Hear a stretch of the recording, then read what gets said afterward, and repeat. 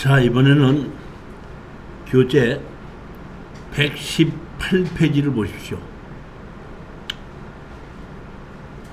경매 물건의 개요가 주유소를 허물어 달라, 이제 이런 내용으로 제가 지목을 잡았는데, 먼저 번에 부역은 옥산면 것도 건물은 매각주의 토지만 매각의 토지의 지분이었지 않습니까? 그리고 농지 취득 자격증서 필요한 건데, 이것도 똑같아요. 토지 지분 매각에 건물은 매각 죄고 농지 취득 자격증명서가 필요한 겁니다.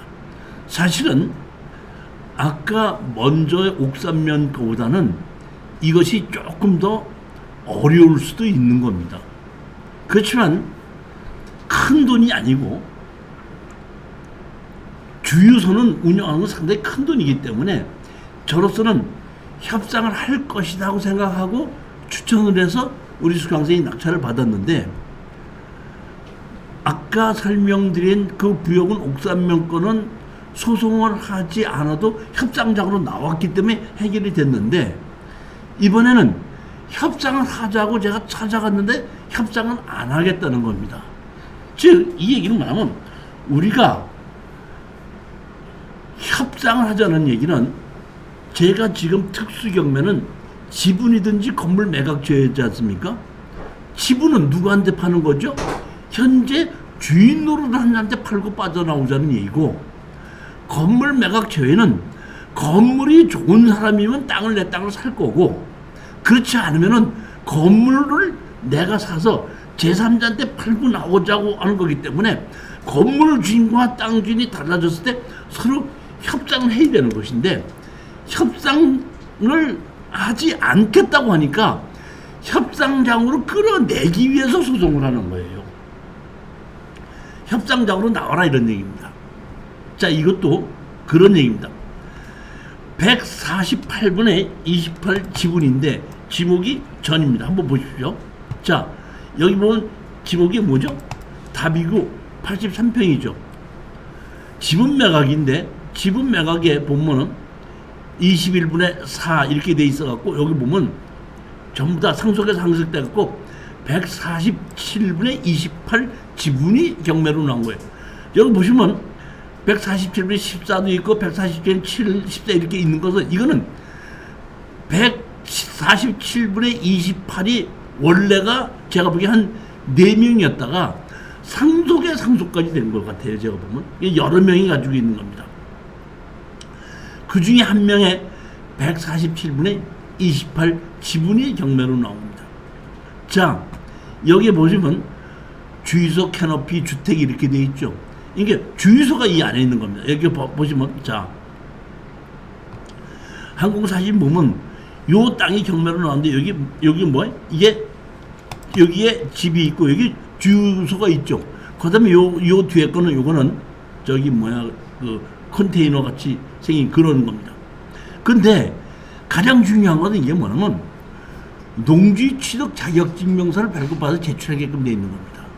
근데 담당자마다 자기 주관이 있기 때문에 조금씩 다르더라고요. 이것도 까다로운 담당자 같으면 농지증 안 줄 텐데, 우리가 지분으로 낙찰 받았지 않습니까? 그러니까 이분이 뭐라고 했냐면, 여기가 주유소로 쓰고 있는데 아직 답으로 돼 있기 때문에 농지증을 했는데, 당신 농사를 어디다 짓 거냐, 이제 이렇게 해갖고 요 뒤에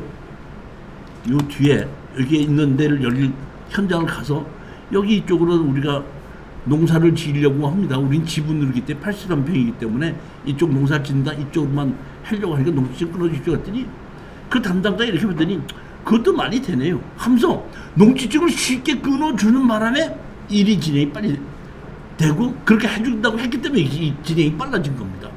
그러니까 농지증을 낙찰 받아서 제출하고 여기 주유소를 찾아갔습니다. 이 주유소죠. 제가 주유소 찾아갔어요. 갔더니 어떤 한 30대 되는 여자분이 있더라고요. 어떻게 오셨어요? 그러길래 이 앞에 있는 땅을 제가 경매로 낙찰을 받았는데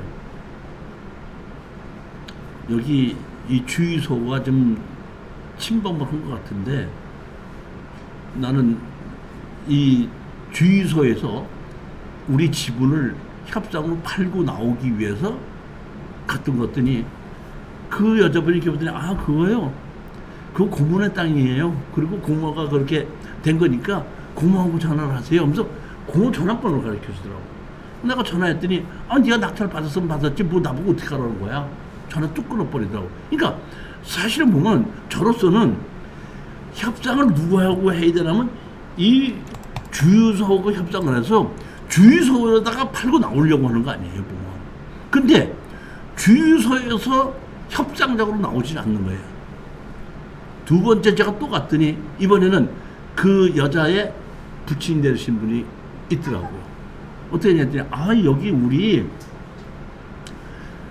주유소 그 땅 아니야. 그 땅 아니야. 그러니까 나한테 와서 얘기하지 마 그러더라고. 자, 제가 처음부터 이거를 입찰에 들어갈 때 뭘 봤냐면 자 보십시오. 여기 건물 등기부등본 있죠. 여기 보면 건물 등기부등본 보면 296-1 52-3으로 되어 있죠. 건물이 그러니까 사실은 이 여기 있는 주유소가 우리 땅을 허가를 받을 때 같이 받았고 받은 만큼은 분할을 했는데 분할을 안 한 거예요. 이 건축물 관리장도 보게끔 되면 건축물 과정 있죠. 여기 건축물 과정 뭐냐면 52-3회 한 필지라고 되어 있죠. 그러니까 얼핏 보면 52-3회 하다 보니까 우리 땅이 여기 보면 52-3이죠 여기가. 그러니까 건축물 관리장은 52-3 한 필지로 나와 있기 때문에 건축물이 있는지 없는지는 모르는 겁니다. 그래서 할 수 없이 내가 등기부등본을 떼어봤더니 등기부등본을 봤더니 왜? 296-1 52-3이잖아요. 그러니까 사실은 이 땅을 정식으로 허가를 받아서 집을 지은 건 맞아요. 근데 제가 보기에는 이 사람이 지분으로 갖고 있는 것만큼을 넘어서서 이쪽을 더 많이 차지했기 때문에 내가 보기에는 분할을 못한 것 같아요. 분할하게끔 지분으로 분할하게끔 되면 이렇게 주유소가 잘려야 되니까. 그러니까 그 분할을 못해놓고 그냥 그대로 이렇게 쓰고 있고 등기부등본에 이렇게 건축물 과장 이렇게만 만들어 놓고 제가 보기에는 원래는 이 건축물 과장 만들어주면 안 됩니다. 이거 지분 넘어갔기 때문에. 그리고 이게 잘라서 지목을 바꿔야 된다 그러는데 안 해줘야 되는데 이 동네고 워낙에 오래 살던 사람들이 이거 다 안다 보니까 건축물 완성도 이렇게 만들어 놓은 것 같아요. 협상을 하러 간데 협상장으로 나오지 않으니까 할 수 없이 우리가 협상장으로 나오라고 해서 소장을 제출한 거죠. 이기려고 하는 것이 아니라 소장을 뭐 한다고요? 협상의 지렛대로 쓰는 겁니다. 그 이제 보면 이렇게 맨 처음에 얘기했듯이 아무것도 하지 않고 그냥 가서 협상을 하자고 하면 협상 바로 하는 사람이 있고 소장을 내면은 협상을 하는 사람이 있고 그 다음에 소장을 내면은 조정으로 협상하는 사람이 있고 그 다음에 아예 내배째다 하고 아예 마음대로 해라 다 팔아서 나누자 하는 사람이 그 네 종류가 있는데 우리는 협상으로 팔고 나오자는 것이 목적이지 뭐 건물을 철거시키는 것이 목적이 아니다 이런 얘기입니다. 아니면은 네가 협상에 나오지 않으면 법적으로 주유소를 철거하겠다. 그러니까 협상적으로 나와라 이런 얘기죠. 그래서 제가 소장을 냈더니 그때서야 자기네들도 소장을 들고서는 건축 면적하고 다 찾아봤더니 건물이 지금 찾아오고 있는 것이 우리 땅 낙찰 받은 땅에 건물이 더 많이 차지한 걸 자기네도 알고 있다 보니까 이제 소장을 낸 걸 가지고 법률적으로 하다 보니까 아, 이 땅을 사지 않으면은 우리가 저런 말못대로 건물을 철거할 수밖에 없겠구나. 자기네 땅 집으로 넘어온 건 철거할 수밖에 없겠구나 싶은 생각이 들다 보니까 그때서야 다시 전화를 해서 그러면 얼마에 팔겠느냐 얼마에 팔겠냐 이렇게 나오다 보니까 그러면 얼마에 팔겠다 해가지고 조정으로 해서 서로 협상을 해서 조정까지 가지 않고 법무사가 연락이 왔어요. 우리 법무사 어디 법무사인데요. 거기 어디 뭐 땅 사신 거 뭐 좀 뭐 돈 좀 벌어보자고 하신 그런 목적 아닙니까? 얼마에 파실 겁니까? 저는 무심코 감정가에 한 200만 원 더 주신다면 팔겠습니다. 이 내용인지 모르고 그걸 했더니 그래요? 그 정도면 된단 말입니까? 알았어요. 잠깐만 기다리세요. 다시 전화 드리겠습니다. 하더니 한 30분 있다가 그 정도 가격이면 바로 계약합시다. 우리 법무사 어디인데 뭐 몇 월 며칠 날 괜찮습니까? 그래서 내가 괜찮다 하고 우리 낙찰 받은 사람 보고 서류 띄워가지고 법무사한테 전화 걸어서 서류 뭐뭐 띄는지 알아봐갖고 가서 돈 받아라 했더니 가서 팔고 나왔던 건데 사실은 제가 이거를 주의 선고를 알았으면은 한 1, 2천을 더 달라고 이렇게 감정가보다 더 달라고 해도 되는 건데 이런 것이 한 대여섯 건 있었어가지고 그냥 나는 항상 그 감정가에 한 소송 비용으로서 한 200만 원만 더 달라고 해도 마진이 남는다 이렇게 생각을 해가지고 그냥 뭔지 모르고 그냥 뭐 그건 감정가 가격에 저기 뭐 얼마만 뭐 한 200만 원만 더 주시면 매도하겠습니다 그랬더니 그 정도라면 얼마든지 하죠. 이렇게 바로 연락이 왔던 그런 겁니다. 이 주유소에서는 나머지 지분도 다 사들어야 돼요. 아니 이제 우리 지분만큼만 더 사면은 자기네들이 이제 한 것만큼은 주유소만큼 분할할 수 있으니까.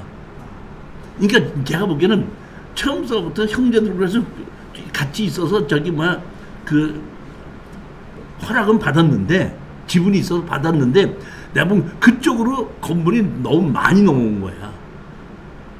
자기네 지분보다. 그러다 보니까 다 따져봐서 안 되겠으니까 할 수 없이 우리 지분까지 다시 사야지 되겠구나 싶다 보니까. 그 주유소하는 사람들이 이쪽에도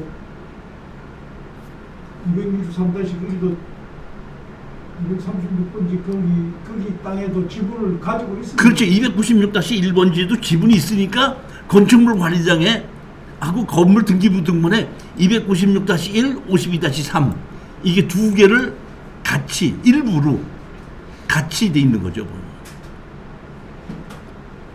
근데 실질적으로 보면 건물이 많이 넘어왔죠. 여기는 조금 넘어고 그러니까 위치가 이게 조금 더 왼쪽 밑으로 조금 더 내려왔었어야지 되는데 너무 많이 치우치다 보니까 이 위쪽으로 자기 지분보다도 더 많이 치우치다 보니까 분할이 안 되는 거예요.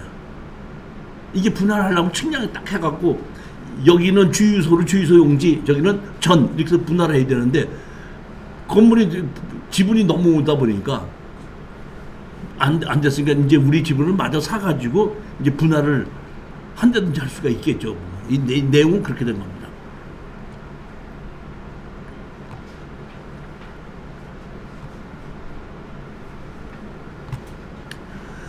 자, 이번에는 교재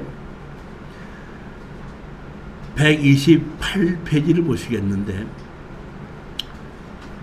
이것은 제가 보기에는 뭐라 그러죠? 신의와 옳게라 그러나? 사이가 나빠가지고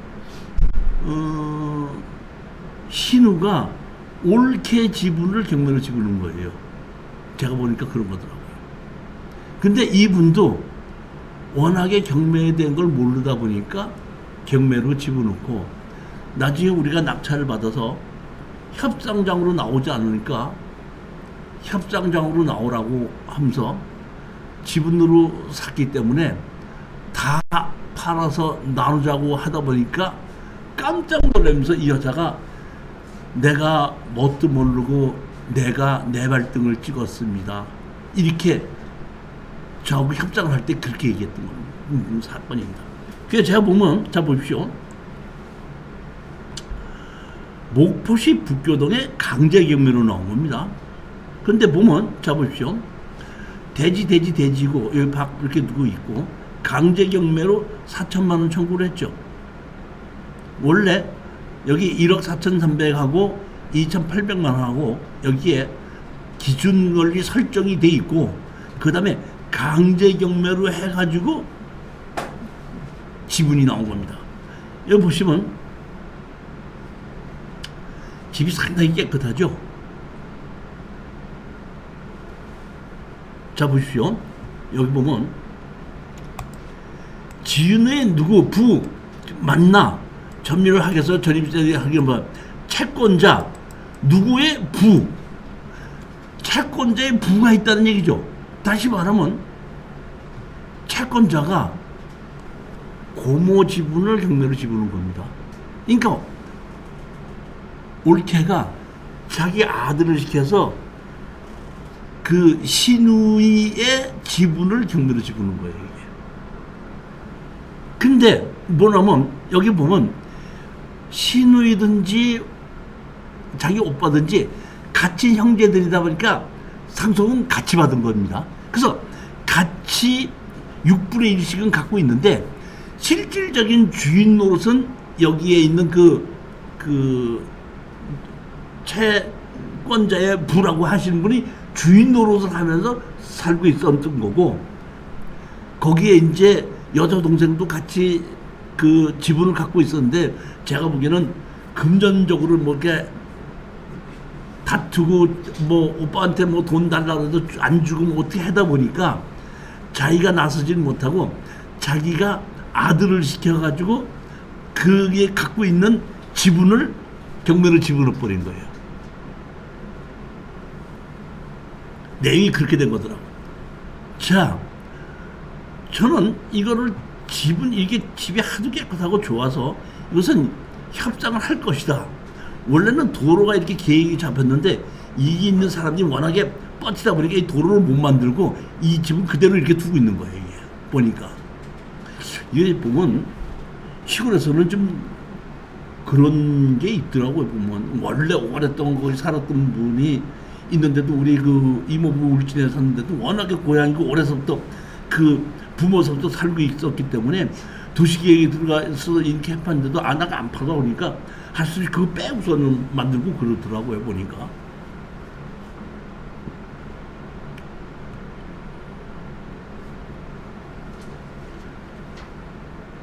우리 이제 이게 이제 서울이 아니라 창원에 있는 황경진 경매학원에서 내가 추천문건 강의할 때 거기에 있는 거를 이게 발표를 해서 거기에 있던 여자분이 한 분이 낙찰을 받은 거예요. 낙찰을 받으면 제가 항상 얘기해서 뭐냐면 협상을 해야 되는데 협상을 하려면은 상대편이 나에게 전화번호를 알아야지 협상을 할 거 아닙니까? 그렇기 때문에 항상 제가 뭐라는 우리는 주인 노릇을 한 사람에게 협상으로 팔려고 하기 때문에 낙찰 받고 나면은 가서 전화번호를 적어주고 와라. 낙찰 받은 사람을 인사를 하고 전화번호를 가르쳐 줘라. 아니면은 없으면은 종이 쪽지라도 연락처를 붙여놓고 와라. 그러면은 협상이 온다. 그러면 협상해서 감정가에 얼마를 더 달라고 해서 팔면 된다. 이렇게 얘기를 이제 했는데 우리 그 여자분이 이게 낙찰을 받았는데 여자분이 낙찰을 받고 이제 받았는데 제가 이제 갔더니 저한테다가 얘기하는 거예요. 교수님이 말씀한 대로 낙찰 받고 찾아갔다가 아무도 없어서 전화번호만 적어놓고 왔는데 전화번호 적어놓고 왔는데 문자가 이렇게 왔어요 하고 나한테 문자를 보여주는데 이렇게 봤더니 그래 네가 낙찰 받았지 어떡하라고 뭐 얼마나 처먹고 잘 살겠다고 낙찰 받았다고 이렇게 써놓고 하냐 뭐 이런 욕을 한 이만큼을 써서 문자로 보냈더라고요. 그러니까 협상을 하자고 전화번호를 가르쳐주라고 해서 가르쳐줬더니 그런 욕설 문자만 잔뜩 온 거예요. 그래서 제가 그 여자분 선생한테다가 이거는 협상이 안 되겠으니까 소송을 해야겠으니까 잠시 기다리고 있어라. 내가 법무사를 시켜서 소장을 내겠다. 해갖고 법무사를 시켜서 제가 소장을 낸 겁니다.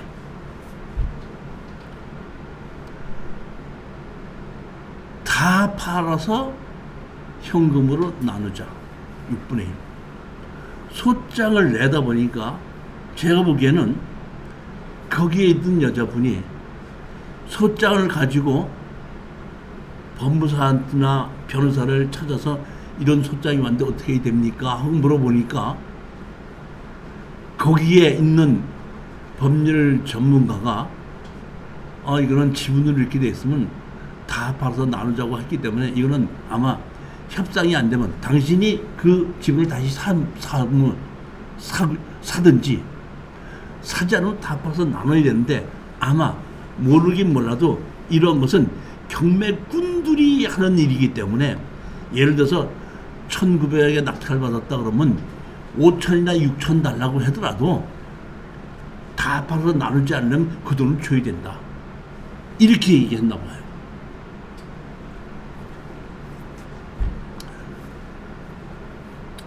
소장을 집어넣고 얼마 있다가 이 법무사를 통해서 제 전화번호를 알아가지고 연락이 왔습니다. 여기 살고 계신 이 여자분이. 내가 신우가 하도 못돼서 버릇 좀 가르치려고 했다가 못 모르고 내가 내 발등을 찍었습니다. 그렇게 시작하면서 자기가 시집 올 때부터 여기서 살았다 이러네요. 그래갖고 지금 이 나이가 됐는데 자기는 죽을 때까지 이 집에서 살아야 되겠으니까 제발 다 팔아서 나누자는 얘기는 하지 말고 당신 지분을 다시 나한테 파시기 바랍니다. 그런데 나는 너무너무 가난하고 돈이 없는 사람입니다. 이렇게 해서 내가 무슨 얘기할 시간을 주지 않고 한 30분간을 얼마나 얘기를 절절히 얘기하는지 모르겠네요.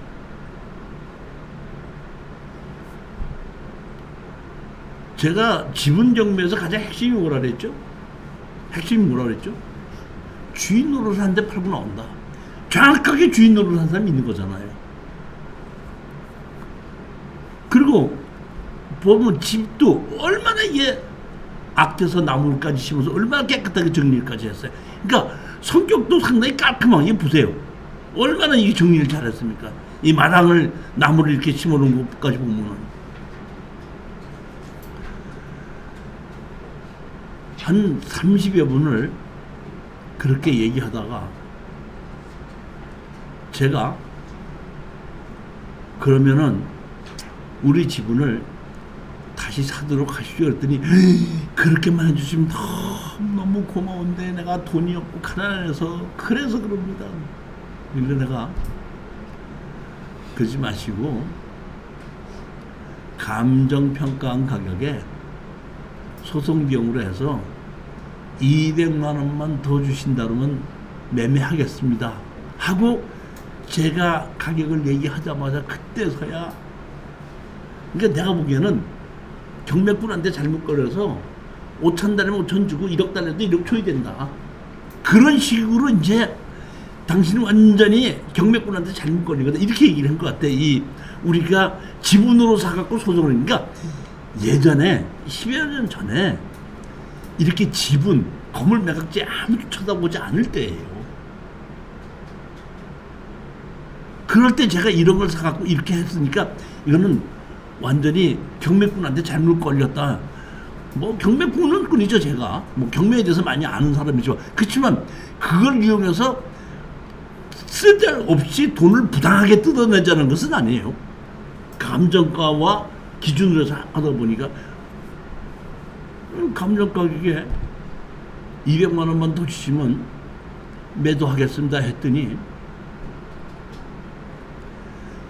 그때서야 갑자기 목소리만 들어도 좋은 사람인 줄 알았습니다. 이러면서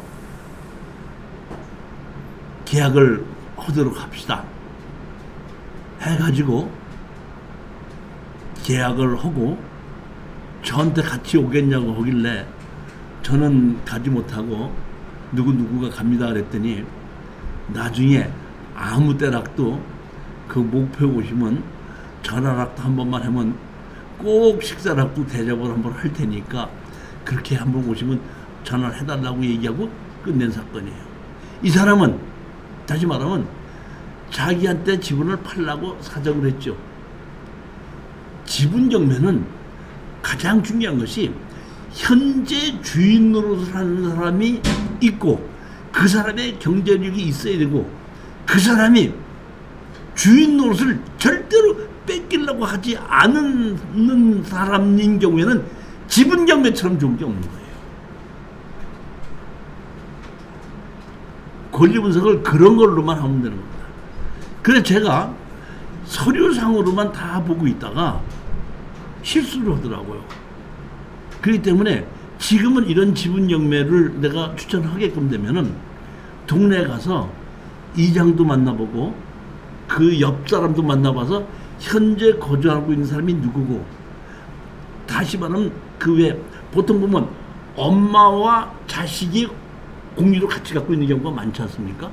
지분으로 아버지가 돌아가시고 상속을 받아가지고 그때에 그 아들 자식들이 경제 능력이 어느 정도쯤 되는지, 아니면 본인의 능력이 어느 정도쯤 되는지, 직업이 어떻게 하는지, 이런 거를 이장이나 동네 사람한테 딱 물어보게끔 되면, 아, 이것은 우리가 낙찰을 받으면 현재 주인 노릇을 한 사람이 협상을 하겠구나, 안 하겠구나, 금방 알 수가 있더라고요. 그렇기 때문에 이런 것을 여러분들이 제가 추천을 하고 가보면, 지금은 예전엔 잘 돌아다녔는데 지금은 가서 물어보지를 못해요.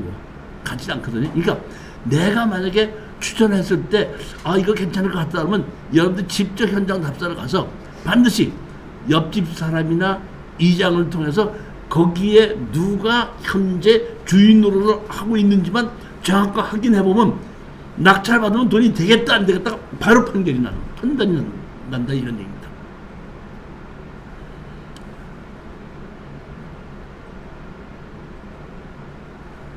하나 더 보시겠습니다. 이번에는 137페이지입니다. 이게 참 보면 이것도 건물은 매각 제외, 토지만 매각에 무허가 건물입니다. 그래서 땅만 경매로 나온 것을 그 앞집 사람이 그 집이 무허가로 비어있던 것이 한 5, 6년, 7, 8년 되다 보니까 그 맞은편에 있던 사람이 그 집에다가 마당에다가 메주도 갖다 놓고 고추도 말리고 깨도 이렇게 해놓고 했던 거예요. 자기네는 집을 새로 잘 지어놓고 옛날 집이 있고 옛날 집 마당에다가 그랬고, 자기가 그 집을 주인 노릇을 하고 한 6, 7년을 주인 노릇을 하고 있다가 땅만 경매로 나오니까 나한테다가 건물은 내 거지, 이렇게 너는 땅만 받았잖아 하고 법을 잘 모르기 때문에 그런 주장을 했던 사례입니다. 사실은 제가 이거는 그 사람이 거주하고 있지 않고 건축물 관리장이 없고 이렇기 때문에 낙찰 받아가지고 이거를 제3자한테 팔기가 좀 어렵지 않는가, 그냥 철거하기도 그렇고. 근데 여기 보면 바로 앞에 그 산업단지가 있어요. 산업단지하고 100여 미터밖에 안 떨어졌어요. 근데 내가 어떻게 보면 산업단지에 100m밖에 안 떨어졌고 후문대로 한 100m밖에 안 되거든요. 그렇다면 건설업자가 다세대 같은 거를 지든지 다가구 같은 걸 지어가지고 세를 줘도 될만 할 거니까 그런 쪽으로 팔아봐야 되겠다고 생각을 하고 가격이 떨어졌기 때문에 추천을 했는데, 다른 사람이 주인이라고 주장을 한 바람에 우리는 쉽게 그 사람한테 팔고 빠져나올 수 있었던 그런 사례입니다. 한번 보시겠습니다. 토지만 매각이고 건물은 매각제인데 2,500만 원에 시작해서 1,200까지 떨어졌습니다. 49%까지 떨어진 건데 이제 1,600에 낙찰을 받은 거죠. 이것도 2016년도니까 한 9년 된 거죠.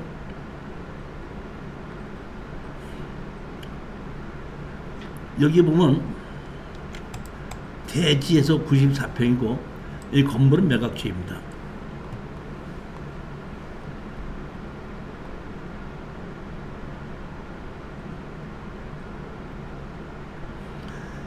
여기 보면 감정평가서에 보면 3번 가 건물 점유자 정 누구는 지분 계량배로 약 300만 원이 소유됐다고 지함.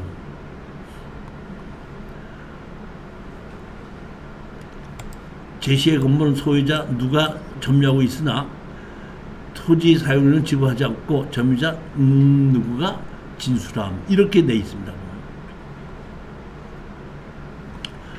자, 여기 보면 우리가 낙찰 받으려는 땅이 이 땅입니다. 그리고 이 땅 주인이라고 하는 사람이 이 집 주인입니다. 이렇게 보시게끔 되면 여기에 마늘도 걸어놨고 뭐 이렇게 시골에서 농사 지으면 이렇게 쓸 수 있는 게 많이 걸어놓고 여기 뭐야? 이 스레트 지문으로 돼 있지 않습니까? 요 집 주인이 자기가 주인이라고 얘기하고, 여기는 감정평가사가 갔을 때 이렇게 요렇게 판자 같은 게 있었죠. 판자 같은 게 감정평가사가 찍은 사진입니다. 근데 사실은 제가 갔을 때는 이 사람이 여기다가 뭘 졌냐면 냉장 창고를 졌습니다. 누가? 맞은편에 있는 사람이. 낙찰을 받고 제가 갔더니 여기에 이렇게 냉장 창고가 지어져 있어서 제가 냉장 창고에다가 써 붙여놓고 왔습니다. 나는 땅을 낙찰받은 사람인데 여기에 무단으로 이렇게 건물을 이렇게 창고를 친 사람은 연락 바랍니다. 만약에 연락하지 않으면은 뭐 무슨 법에 의해서 어떻게 할 거다고 약간 좀 그런 말을 써놓고 왔더니 전화가 왔어요. 그래서 내가 한번 만나자 그랬더니 내가 갔어요. 갔더니 여자가 이제 이 맞은편에서 여자가 나왔는데 남편이 지금 잠깐 나가고 없으니까 연락할 테니까 잠시만 기다리라고 그러더라고요. 그래서 제가 잠시 기다렸더니 한 10분, 15분 지나니까 어떤 분이 차를 가지고 와서 내리더니 나한테 오는데 아주 뭐랄까 조금 좀 표현을 좀 쉽게 하자면 거들먹거리는 폼으로 오더니 당신 이 땅만 낙찰 받았죠? 예, 그렇습니다. 건물은 제 것입니다. 몇백만 원 가지고 이 건물 가져갈 생각 하지 마십시오. 저는 사실은 건축물 과정이 없고 건물 주인이 누군지를 모르겠고 건물 주인이 없기 때문에 이거를 만약에 그냥 철거했다가 나중에 말썽이 생기면 어떻게 할까, 사실 그런 고민을 좀 했는데 주인이라는 사람이 나타난 거예요. 그래서 내가 다시 한번 물어봤죠.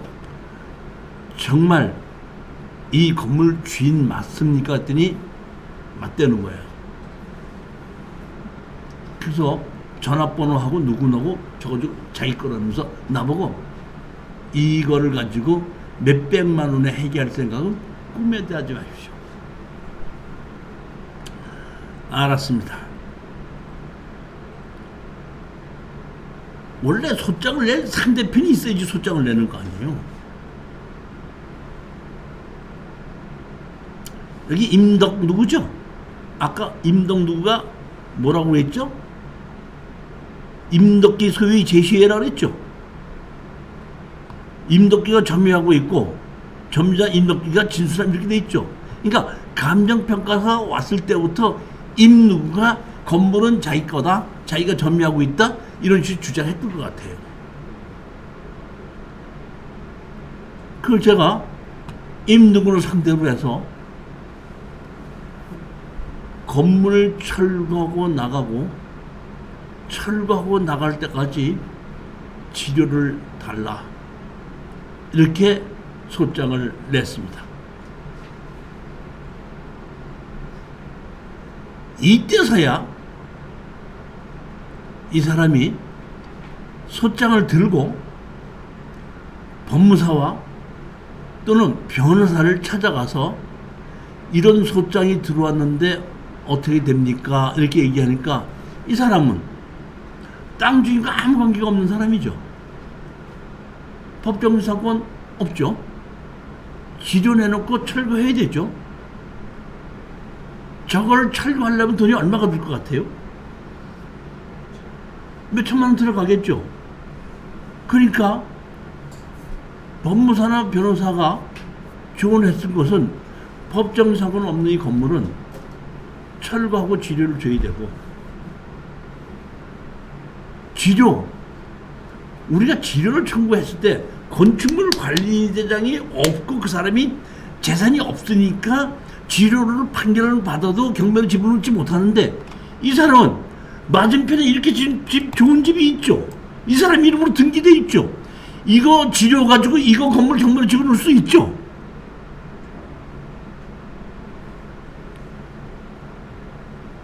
소장을 철거하고 나갈 때까지 지료를 달라고 소장을 내니까 그때서야 그걸 들고 자기가 다른 데 가봐서 물어보기 시작하는 겁니다.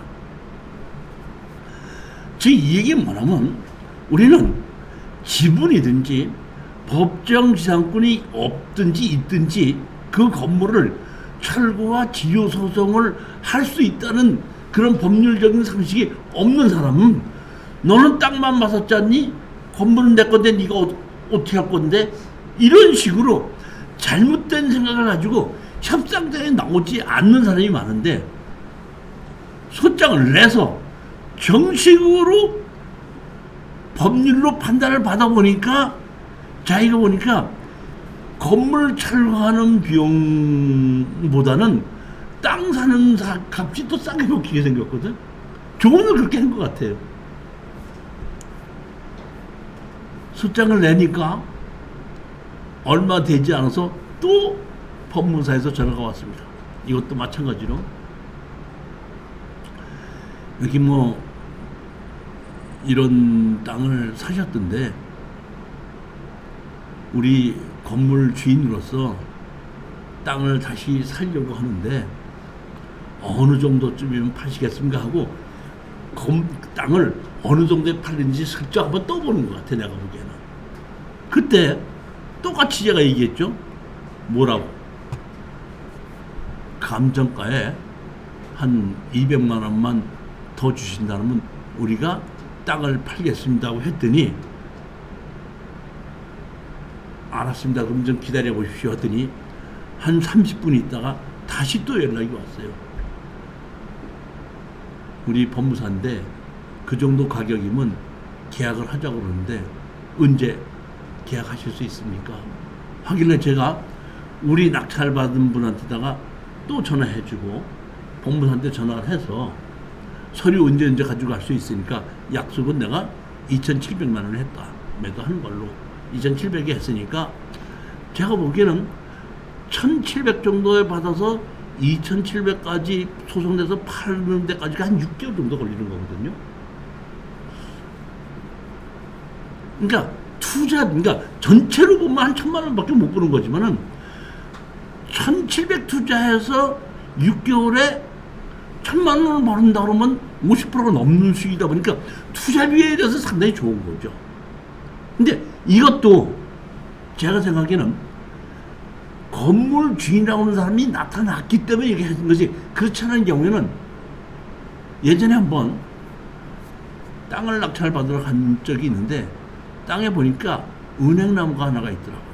은행나무가 이렇게 큰데 제가 보기에는 한 4, 50년은 된 것 같아요. 거기 있는 사람이 얘기하더만 이건 이 건물하고 땅은 형님 겁니다.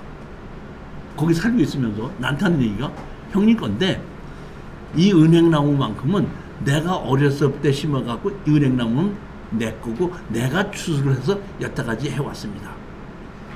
따라서 건물과 땅은 당신이 낙찰을 받으면 형 거를 낙찰을 받으면 가져가겠지만은 은행나무는 내 거니까 저한테 사셔야 됩니다. 그래서 내가 그냥 모르는 척하고 그러면 그 은행나무 얼마나 받으시려고 했더니 글쎄 이게 한번 내가 어렸을 때 심어갖고 지금 뭐 한 5, 60년 됐는데 한 1억은 받아야 되겠죠? 이렇게 얘기하는 거. 그래요? 뭐 그 정도 받아도 되겠네요 하고 제가 그냥 돌아서서 왔지만은 법률에 대해서 그렇게 모르는 사람들이 많다는 거예요. 그게 자기 거라고 우기면 되는 줄 안다 이런 얘기예요. 따라서 저 같은 경우에는 건물 주인과 땅 주인이 붙으면 결국 땅 주인이 이기거든요.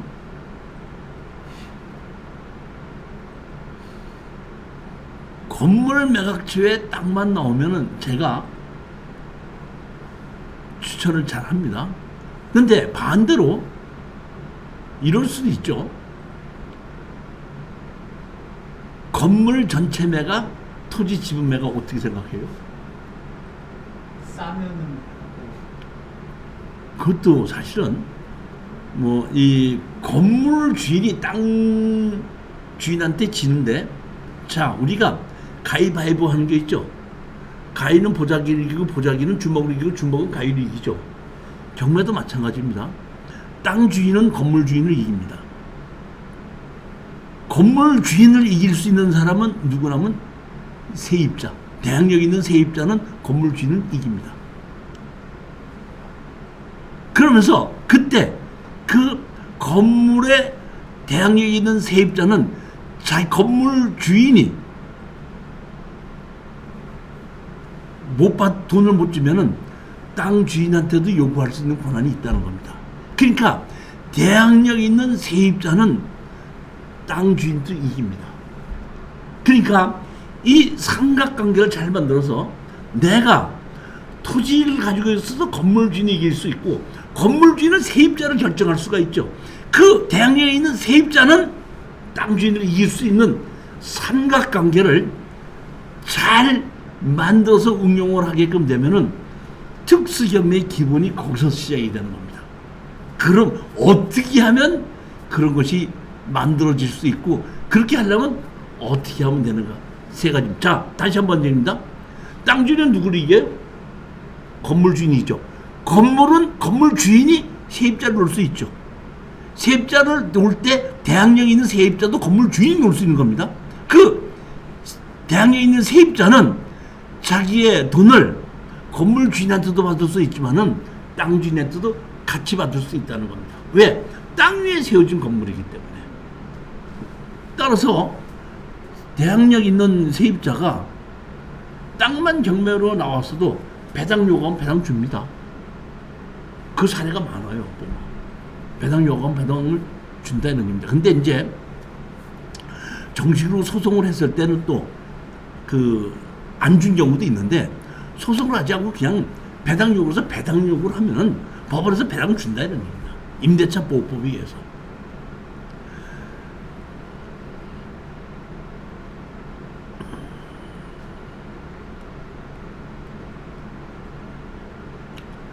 자, 다음 주에 이제 법원에서 조정으로, 그러니까 지금까지는 소장을 내다 보니까 소장을 가지고 자기가 변호사나 법무사한테 알아보고서는 이것을 합의를 해야 될 일이구나 해서 서로 합의가 되는 경우인데 이제는 자기가 합의를 하지 못하고 이제 법원에 가서 판사님 저 돈이 없는데 조정으로 해서 좀 내가 사긴 사야 되겠는데 가격을 좀 결정하게끔 해주십시오 해갖고 조정으로 한 사례입니다. 그리고 이 조정을 한 사례 말고 다음번에는 이제 다 팔아서 나누자고 한 사례인데 다 팔아서 나누자고 했던 거는 실패한 사례인데 그 실패한 사례가 아까 얘기했듯이 제가 미리 거기 거주하고 있는 사람을 알아보지 못했을 때, 주인으로 한 사람이 경제력이 없을 때, 엄마가 살고 있는데 이복 자식이 있을 때,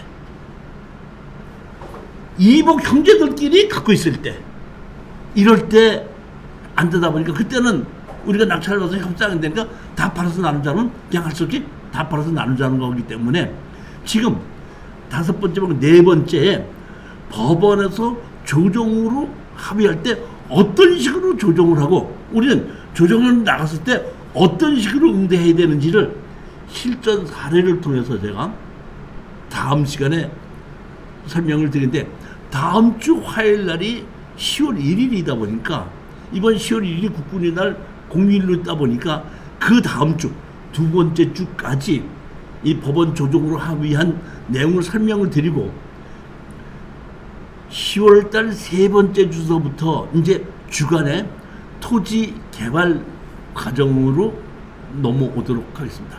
자, 오늘 강의 여기까지 하도록 하겠습니다. 안녕히 들어가십시오. 감사합니다. 수고하셨습니다.